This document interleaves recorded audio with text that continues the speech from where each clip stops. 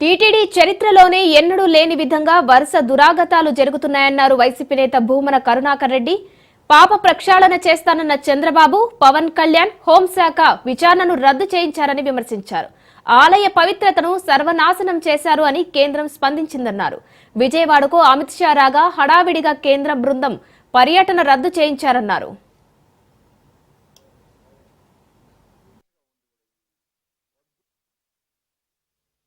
అమిత్ షా గారు విజయవాడకు పర్యటనకు వచ్చిన సందర్భంలో ఆయన కాళ్ల వేళ్ల భంగపడి ఆ సమీక్షను రద్దు చేస్తున్నట్టుగా మరో ప్రకటన.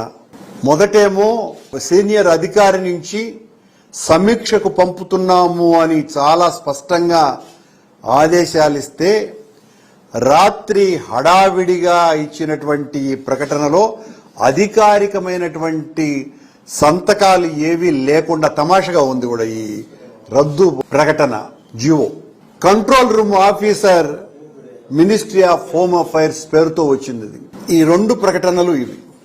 ఒకటి, కేంద్రం అనుమానంగా కొండ మీద జరుగుతున్న అపచారాలకు దుర్ఘటనలకి బాధ్యులైనటువంటి వాళ్ల మీద చర్యలు తీసుకోవాలా అన్నటువంటి ఒక స్పష్టమైనటువంటి అంశంగా పరిగణించి వాళ్ళు ఓ అధికారిక సమావేశం ఏర్పాటు చేయాల్సిన అవసరం ఉంది అని 17వ తారీఖున ప్రకటించటము.